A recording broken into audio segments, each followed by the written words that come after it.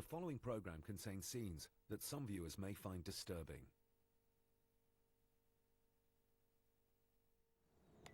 You had a beautiful young woman who had been brutally murdered.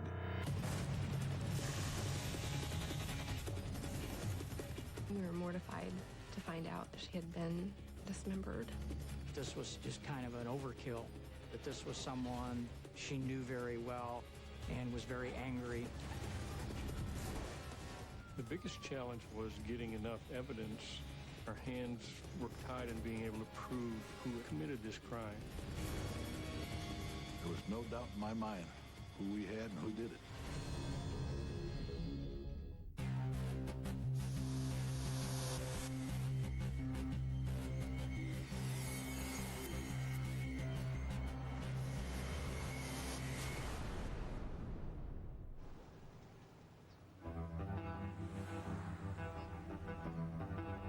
Macon County, Illinois, America's heartland. We're basically surrounded by farm country down here. We're right here in the black belt of the earth, where the dirt is black and raises good crops. Amid the fields of Macon County sits the city of Decatur. Their motto, a wonderful place to live. It's a nice community here. People come here to raise families. A lot of nice schools, blue skies, and it's just a pretty sleepy kind of town. But in 1996, the city garnered a very different kind of reputation. The crime that was committed, it was something so far over the top. It was not something that normally occurred in Decatur.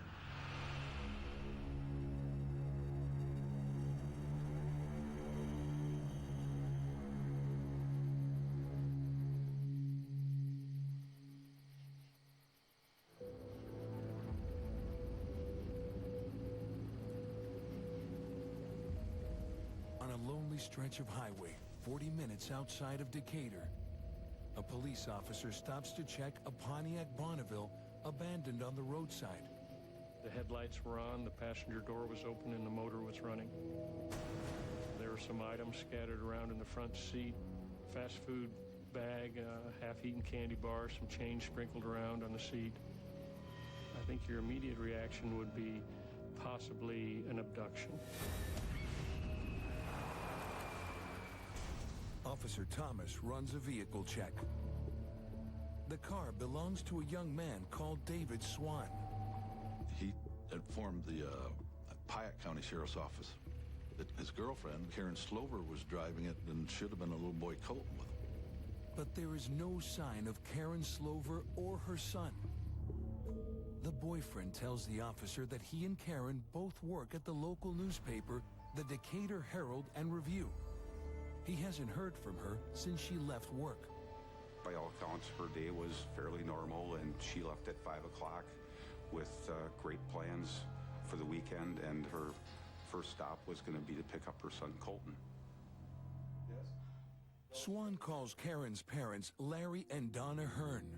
They haven't heard from their daughter all evening. Her worried parents call Karen's former in-laws, Jeanette and Michael Slover.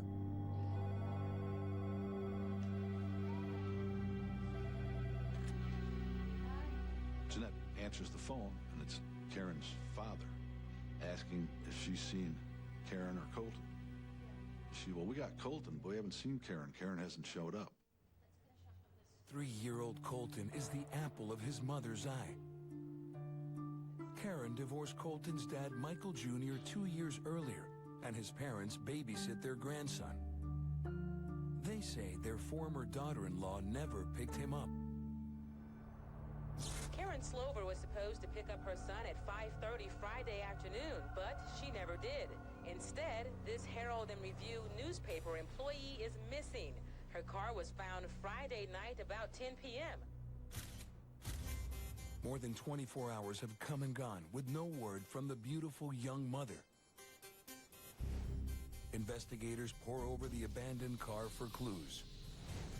Crime scene investigators had I found what appeared to be cinders on the driver's side floorboard.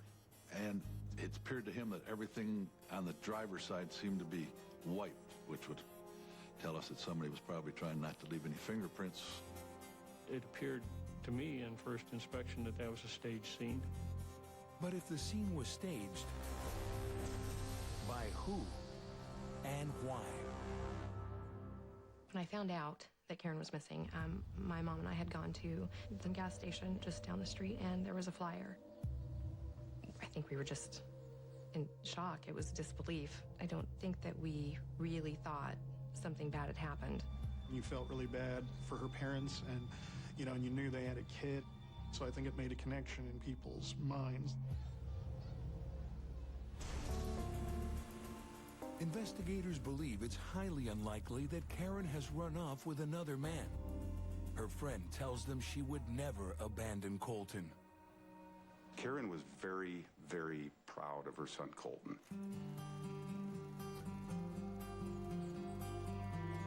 She spoke a lot about him. She had a picture of him on her desk. She was someone who obviously took being a mother very seriously. She's a really good mom. Very sweet with him. He seemed very happy, and she seemed very happy. I think he was the light of her life. Detective Thomas starts piecing together the hours before Karen vanished. We were told that she was going to go buy a dress after she got Colton. She was going to attend a wedding on Saturday evening. Taking her photograph around and talking to all the merchants, the hair salon, the nail salon. No one ever recalled seeing Karen that day. 23-year-old Karen Slover is still missing.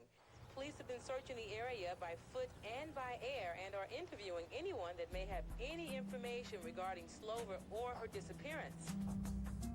The entire community rallies together. Karen's employer puts up a $10,000 reward for her safe return. And her boyfriend, David Swan, works tirelessly to find her. David led the charge to try to get word out about her disappearance. If anybody has any information, I don't care. You call 423-TIPS. Just leave us the information where she can be found. David Swan made some public appearances and appeals to bring Karen back or give him information or the police information on where Karen may or may not be. Just don't hurt her, because there's a lot of us that love her. By all accounts, David seemed to be very concerned and very much a boyfriend who was looking to find his girlfriend. But detectives wonder if David Swan is trying a little too hard to find his missing girlfriend.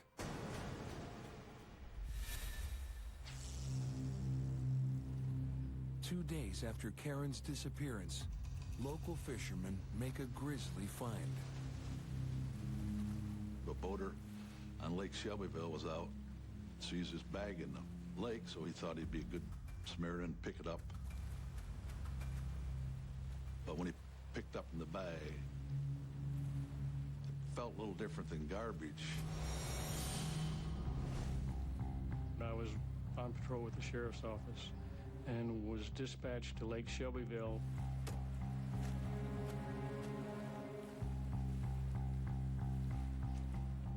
It was still sealed in duct tape and tied. I used a knife and cut into the side of the bag and opened it enough and found that there was a second bag. And then I cut into the second bag, and as I opened that enough to look inside the bag, I saw a human head. That has stuck with me for a long, long time, and it gives me chills to this day to think about it.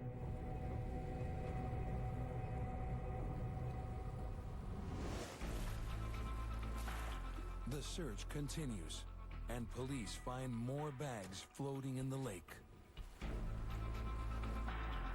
Every one of them were just about exactly like double bagged, double duct taped. They were so tightly bagged that they started decomposition, thus gas formed, and they came up. We found basically every other part of her body except upper right quadrant. Coroner Lynn Reed has the grim task of working out who the body parts belong to. That Sunday, that was the first bag that was turned over to begin processing for identification of who the victim would be. I obtained Karen's dental records from her dentist and confirmed that it was Karen, and at that same time, bags were being recovered by a team out on Lake Shelbyville. The remains of 23-year-old Karen Slover have been located and positively identified. That morning, the publisher called me into his office, and I remember his words vividly. He said, "It's bad. It's real bad. They found her head. It's at the state crime lab."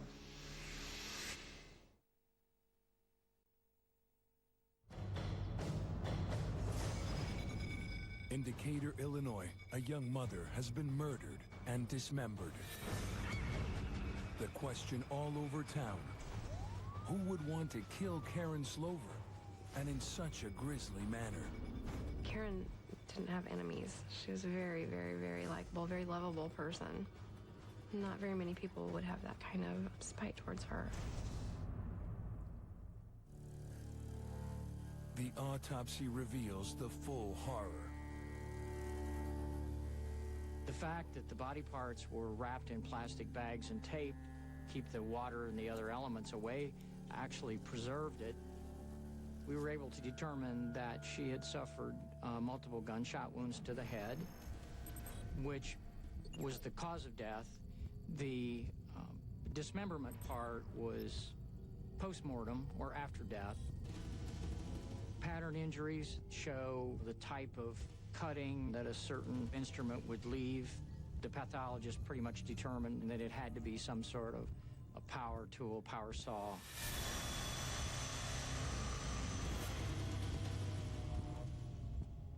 In the bags that contained her body, the coroner finds several intriguing clues. Initially, when we were untaping the bags, there was what appeared to be dog hair in the tape. We noticed cinders in her hair and some cinders and things in the bag. And in a couple of the bags, we found concrete pieces that were probably used to be weighting them down. My initial thoughts were that this was just kind of an overkill. When you have this amount of violence, most generally it's not a stranger. This was someone that she knew and knew very well and was very angry.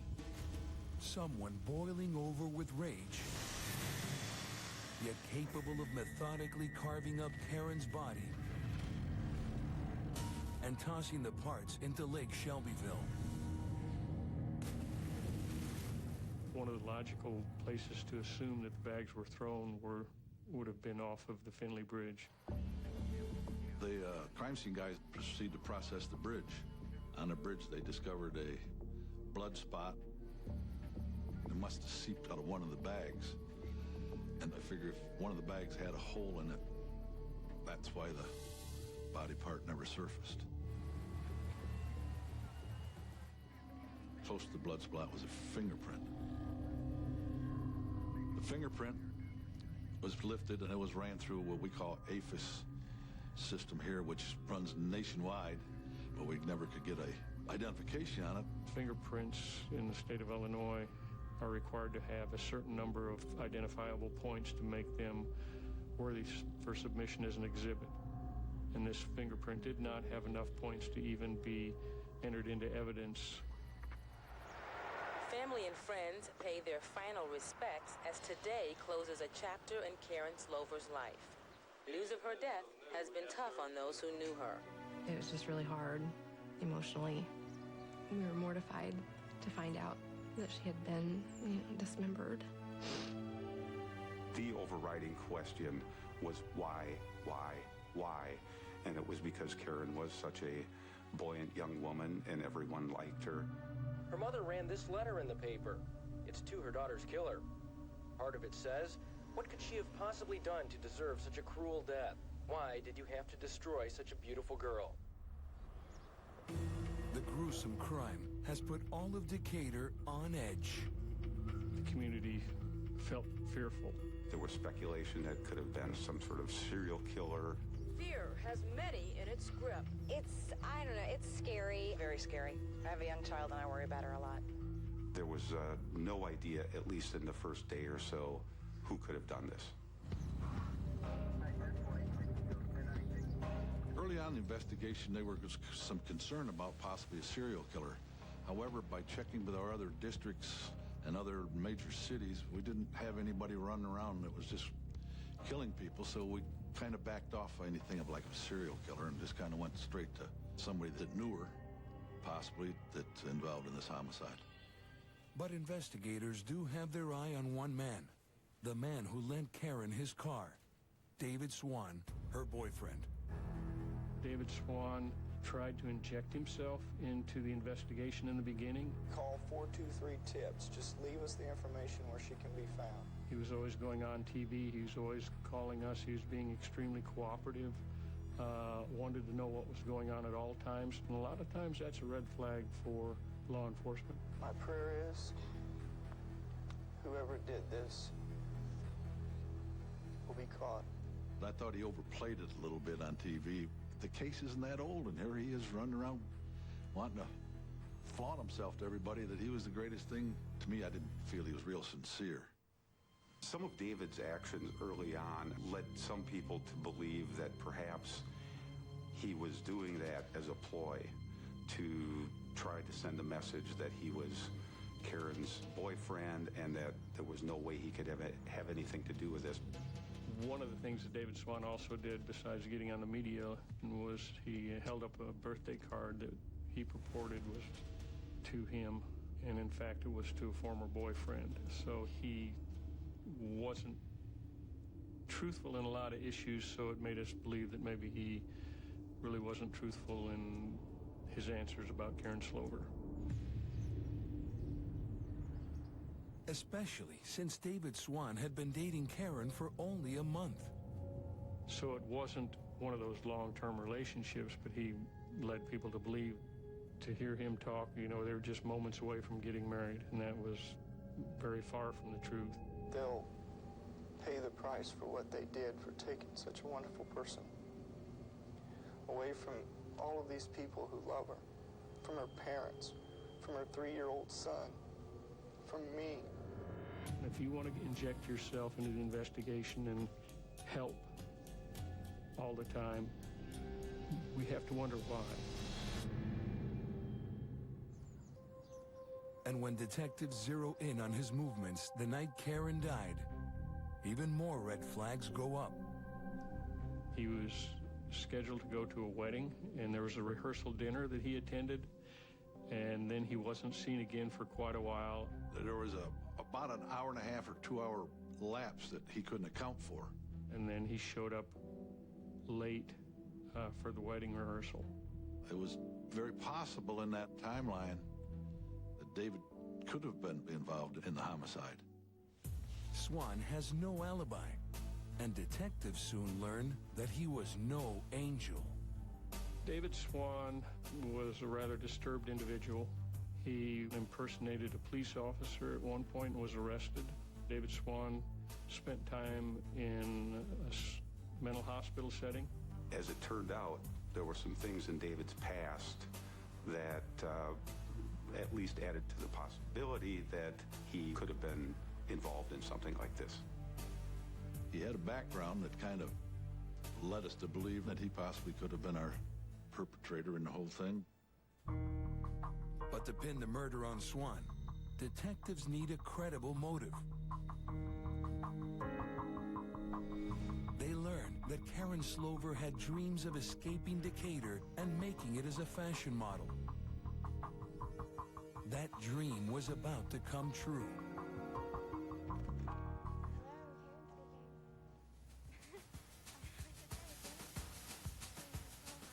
She was extremely excited that she finally had an opportunity that she thought was going to lead her to meeting that goal of being a model. She had always wanted to pursue a modeling career. She had submitted an application to a modeling agency. She was excited because this modeling agency became very interested in her and told her that she would be perfect for some things that they had in the works, and sent her a contract, and they would then start arranging modeling appointments for her. The possibility of her moving out of state and possibly going to Hollywood or New York was very distinct in her mind.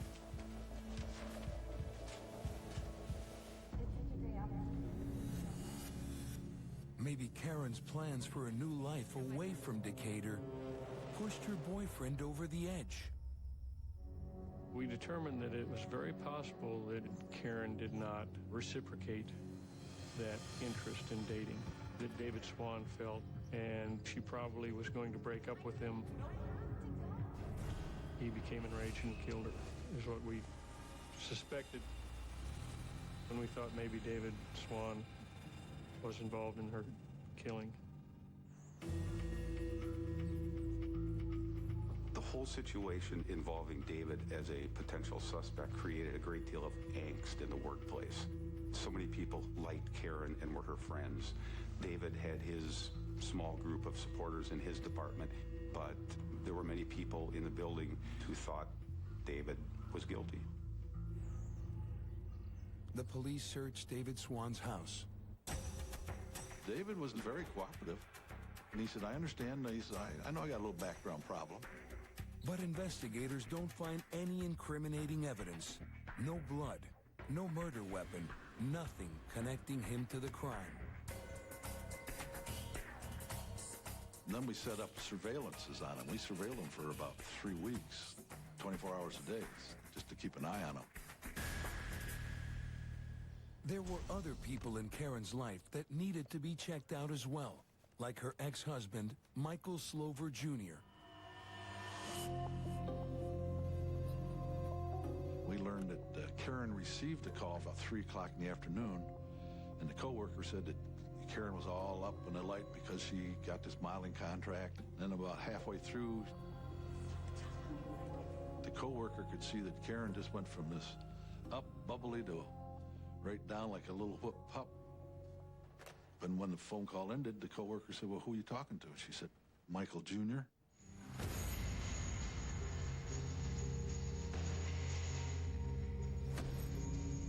I didn't think that Karen and Mike were a very good match.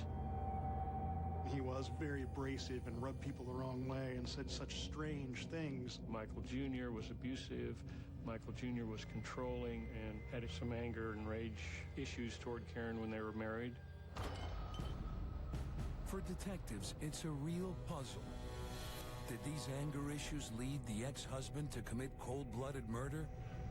Or did the ex-boyfriend kill her in a jealous rage?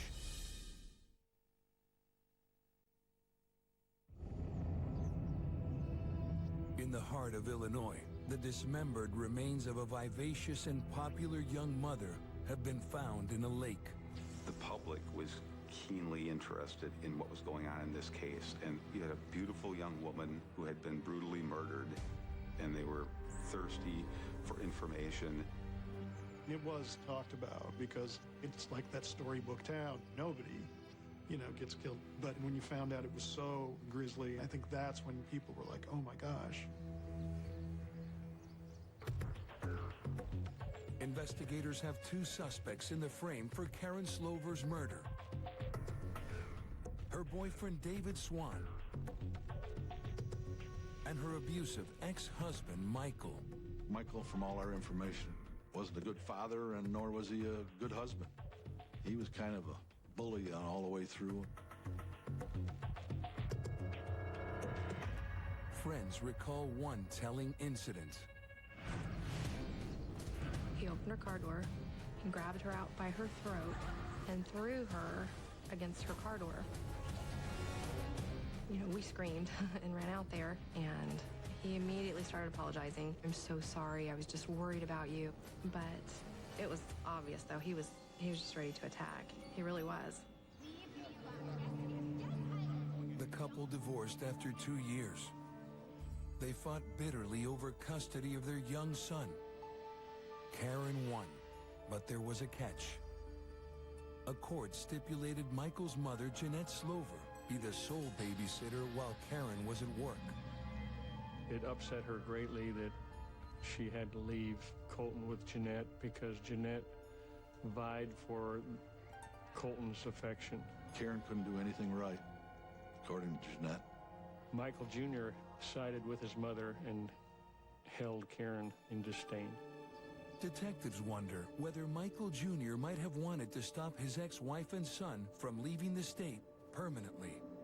We went back and looked at Michael Slover Jr.'s alibi for the evening of Friday, the 27th of September.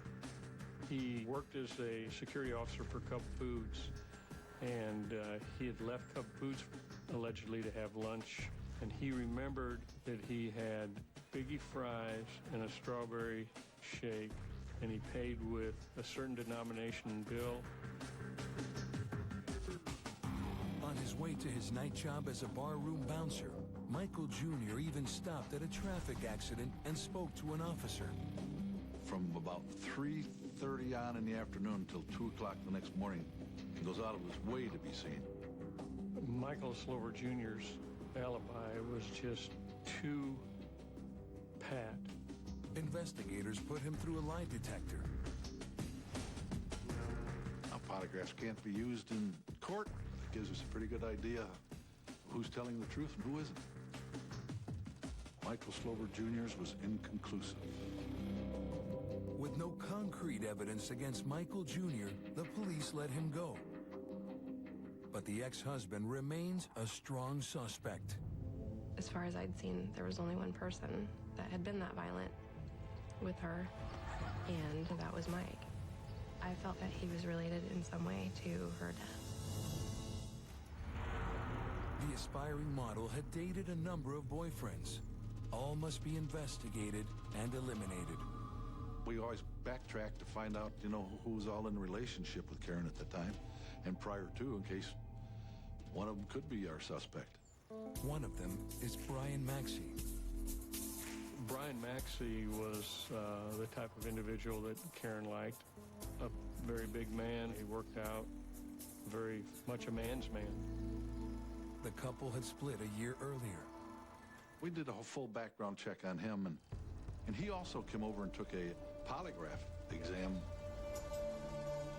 No. And he passed his polygraph. Maxey is ruled out.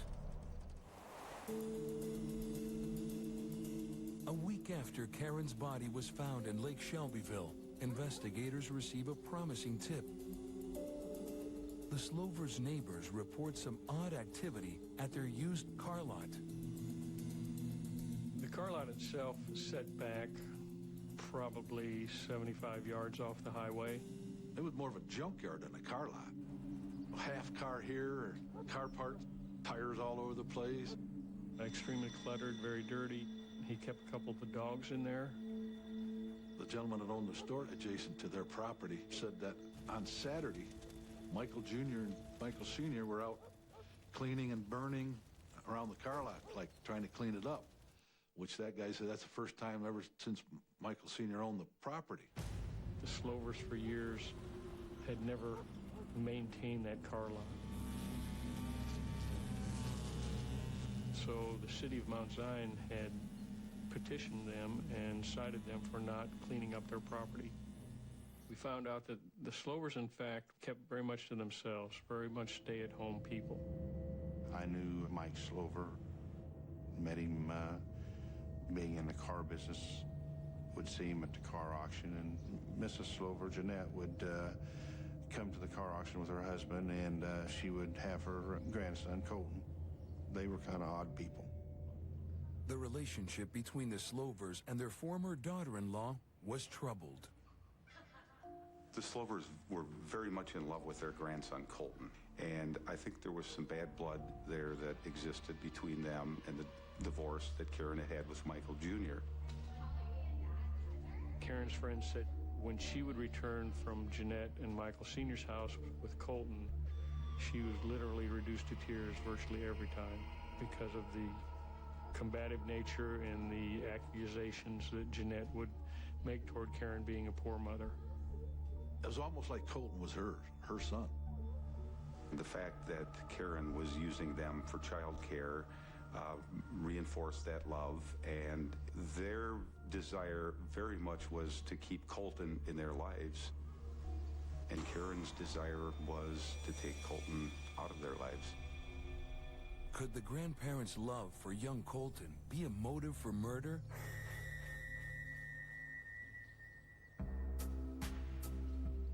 And where were they the night their daughter-in-law vanished?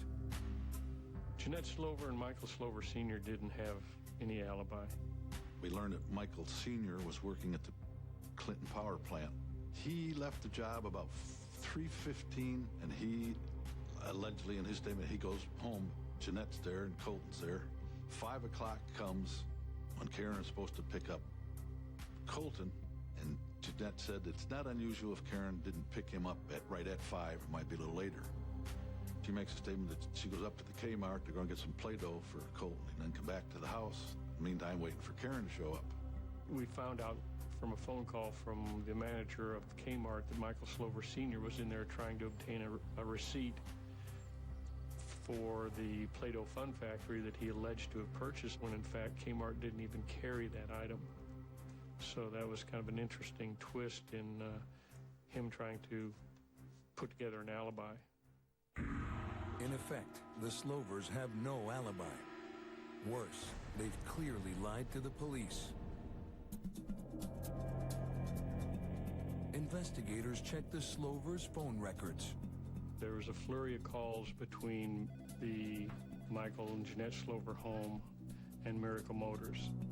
In fact, on the weekend Karen went missing, dozens of calls were made between the Slovers and their son, Michael Jr.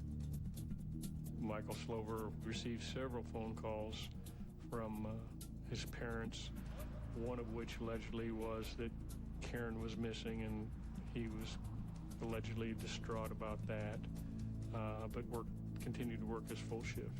Could this just be the family panicking over Karen's disappearance, or evidence that the Slovers conspired to kill her?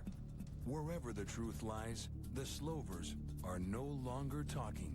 He refused the polygraph and hired an attorney, which limited our ability to do further investigation or interrogation with them. It was a very contentious time with them and the investigators, and it reinforced the belief in some people that, you know, there was something to look at here involving the Slovers.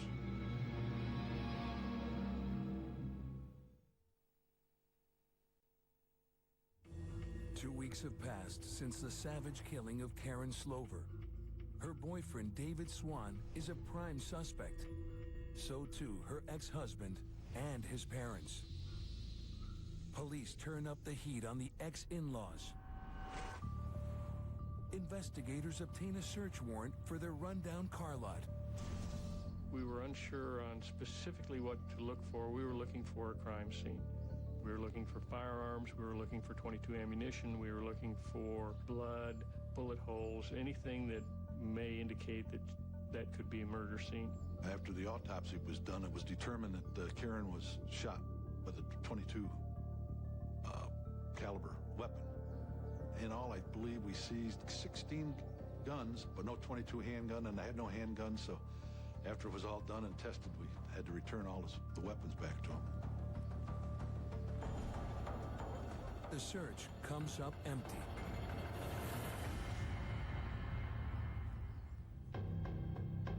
Without a crime scene, we felt like our hands were kind of tied in being able to get the Slovers convicted if in fact they were guilty. The Slovers became very reclusive, and I think most people were wondering what it was about them that caused them to be as standoffish as they were. I seen Mike at a local fast food restaurant. So he sat down and we talked, and he said police was following him and sitting across from his house and just on him night and day. He said he was really living in fear. I have my opinion in the case, but I felt sorry for him that day. I really did. The investigation takes another turn. The boyfriend, David Swan, shows up at the police station saying he has just remembered some critical information. He told us that he had gone to an ATM machine prior to going to the wedding rehearsal, and that he wouldn't have had an opportunity or time to harm Karen Slover. I said, well, we'll verify that. Next day, went over to the bank. And lo and behold, who's on the bank teller at that time and place getting money? David Swan. Despite his weird behavior and previous convictions, this all but rules him out of the investigation. David Swan now has an airtight alibi. If there was one fault in the investigation is that we concentrated too much on David Swan in the beginning and didn't work as hard as we were working on David Swan to the other people in our life. It became apparent that David Swan was no longer a suspect, and also that Michael Slover Jr. had an alibi. People were left wondering, well, who could have done this? In desperation, Detective Thomas makes an unorthodox and controversial move. He decides to interview Karen's 3-year-old son, Colton.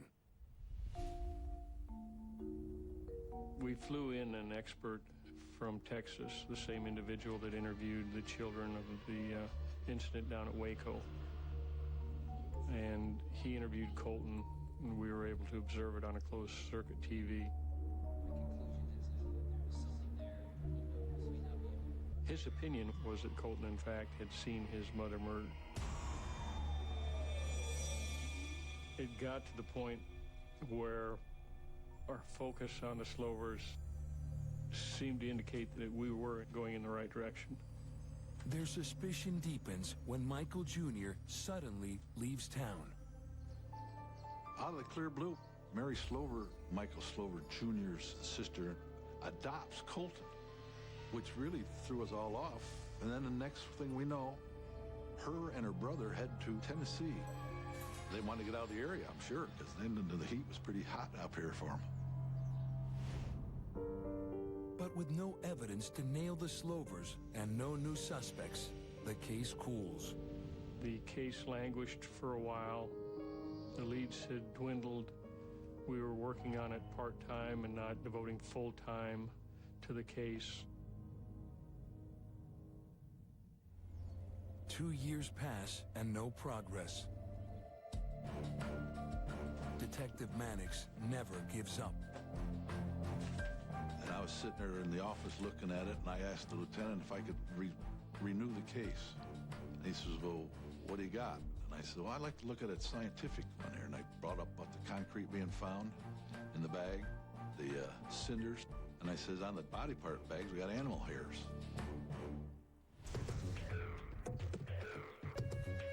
In one last attempt to solve the murder, detectives fly in a top forensic geologist. My task was to try to find evidence that may link the parts that were found with the body to the scene.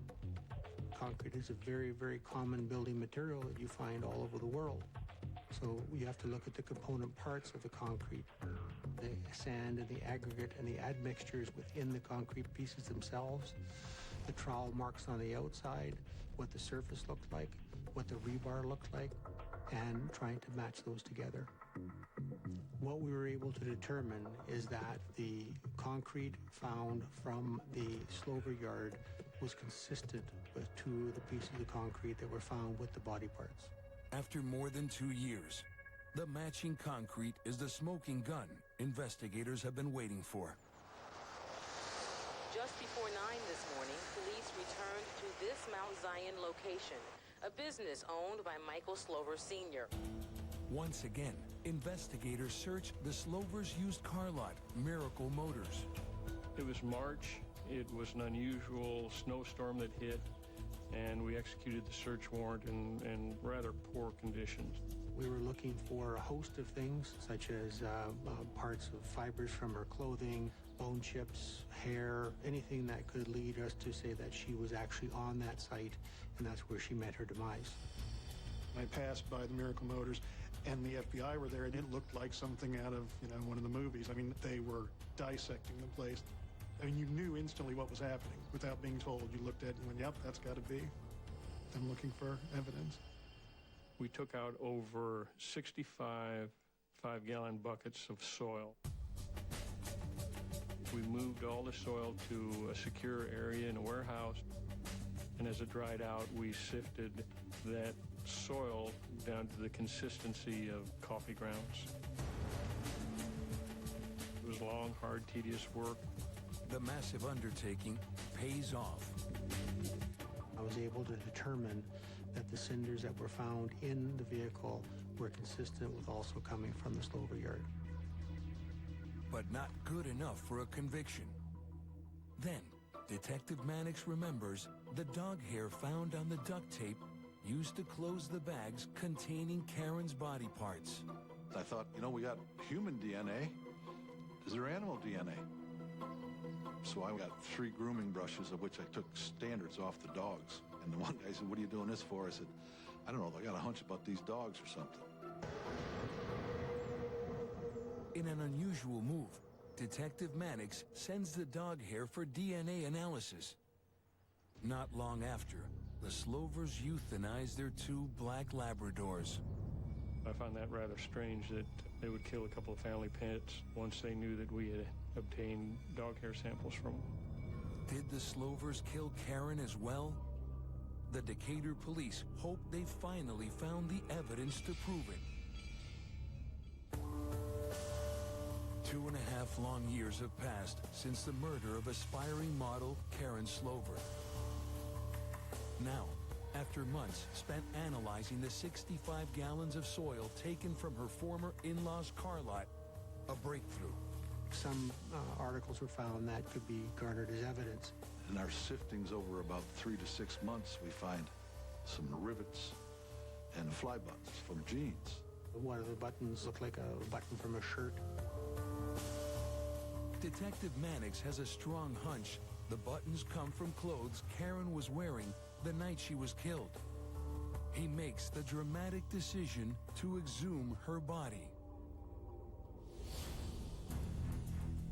We took Karen back to the pathology lab, and we went through the process of examining the clothing with the buttons and the rivets on the jeans with what we had from the burn pile. Lucky as we'd have, there was a piece of cuff from part of her blouse she was wearing. On this was a button that was still intact. The forensic specialists were able to say that the jeans had the same button type that was found at the scene. They were designer-type jeans. Only one company made these rivets and the buttons, fly buttons, and we only had one store in Decatur. And this store is not made for the Jeanette Slover types or Mary Slover types. We're kind of short and stocky, so they couldn't say that those jeans were theirs. They wouldn't have fit them. We were extremely elated when we found evidence that connected the Miracle Motors car lot with Karen's dismembered body. In another dramatic development, the dog hair DNA results come in. Hello. When I got the call from Dr. Halverson, she said, "Are you standing up or sitting down?" She says, "I made a match on the black lab called Cassie." At the time, the use of dog or animal DNA was not something that was very prevalent. In fact, this was the first time in the state of Illinois that dog DNA was used in a murder trial. This is the clincher. Detectives now believe they have enough forensic and circumstantial evidence to prosecute the Slovers for Karen's murder. The biggest challenge in this investigation was getting enough evidence that the state's attorney's office felt comfortable prosecuting the Slovers. As a result of some of the excavation work and some of the tedious sifting and evaluation of the soil taken from the Miracle Motors, we were able to come up with circumstantial evidence that finally gave the state's attorney enough ammunition that we could bring this to court. It took us a while to get there, but once the concrete, the cinders, the pants rivet, the fly button, animal hair, there was no doubt in my mind who we had and who did it.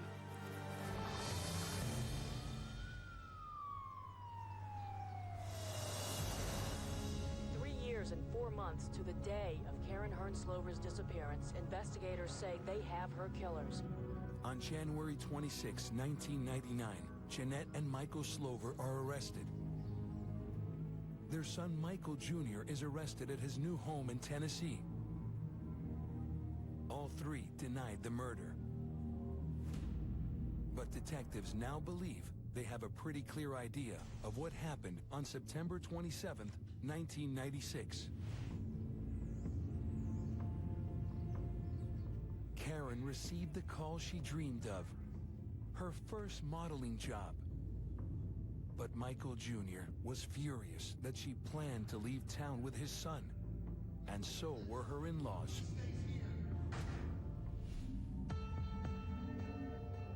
To stop her, father, son, and mother put together their murderous plot.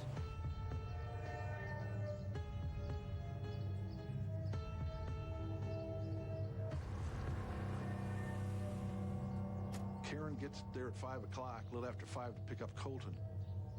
The police believe an argument broke out.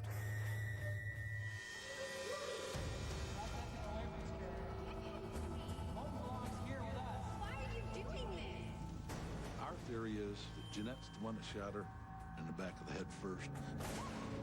And then when she falls, the other times in the forehead.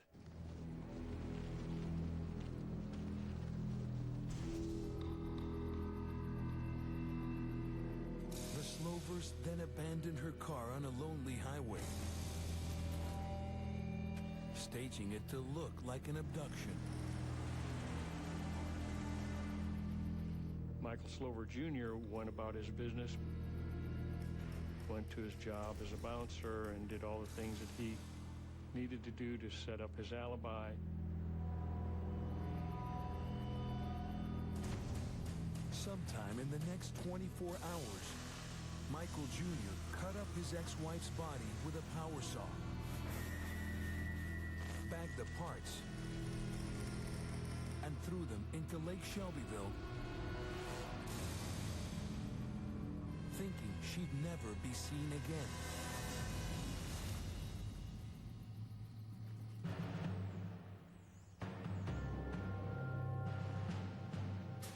Six years after Karen's death, the three Slovers stand trial. You could hear a pin drop. 3 papers are brought up to the judge, and they read each one.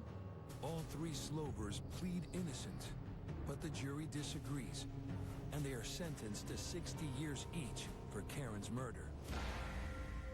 It was a great day for law enforcement. It was a great day for all the hard work that all these individuals put into this case.